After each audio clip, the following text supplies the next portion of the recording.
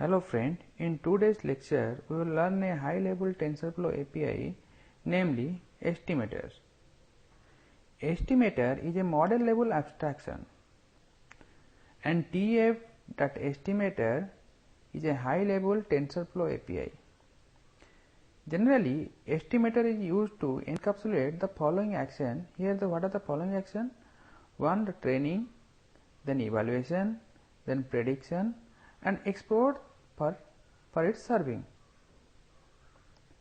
Then it is possible to use both pre-made estimator or we can write our own custom estimator. But in both the cases, whether it is a pre-made or custom estimator, both must be based on a base class estimator like tf.estimator.estimator. So this is the base class. That means this must be the base class to made whether a pre-made or a custom estimator. So this is a base class for both the estimator type. And the estimator provides a safe distributed training loop that control how and when to load data, and how to load data and when to load data, how to handle exception and when to handle exception, create a checkpoint files and how to recover from failure, and to save the summaries for TensorBoard. To take a div inside this estimator concept, use a pre-made estimator, and here we are importing the TensorFlow package as tf and pandas package as pd. And though we will use iris dataset, so firstly we are defining the 5 column name, 4 are for feature and 1 for the target here. So what are the feature name here? Feature name are sepal length, sepal width, petal length, and the target is here species. And then species are of 3 type here. One is setosa, second one is a versicolor, and the third one is your virginica. Then we are directly importing from the Google API. That means the training. DF training is the training data, and DF test is testing test data, and we are creating another data frame here, the target value. That means train y contain the target value for training, and test y contain the target value for testing. To write a TensorFlow program based on a pre-made estimator, it is needed to perform the following tasks. What are the tasks here? The first task, you have to create one or more input function. Then we have to define the model's feature column. Then we have to instantiate an instance of an estimator where you need to specify the feature columns and various hyperparameters. Then call one or more methods on the estimator's object, passing the appropriate input function as the source of the data. To do the first step here, what is the first step? Create one or more input functions. So here in this section we are trying to create one input function. So what does an input function does actually? The input function helps us to supply data for training, evaluating and prediction. So in a definition, an input function is a function that returns a tf.data.dataset object which outputs the following 2 elements. What are the 2 elements? One element is your features and other one is your label. So feature is basically need to be a Python dictionary in which each key is the name of the feature and each value associated with the key is an array containing all of that feature's value. And secondly, the second element of tuple is label. And label means, what are the label? An array containing the value of that label for every example.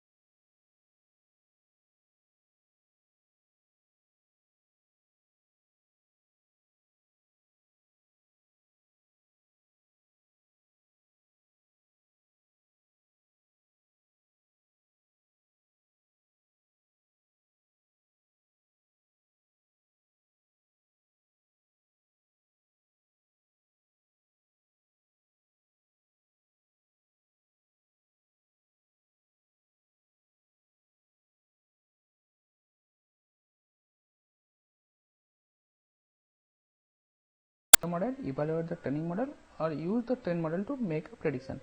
To do this, there are many features associated with this classifier, because this is the classifier as per our own requirement, which is having 30 first hidden layer, 30 unit in the first hidden layer, 10 unit in the second hidden layer, and this is a 3 class classification problem which is done by this DNN classifier, and it has this DNN classifier has many methods associated with.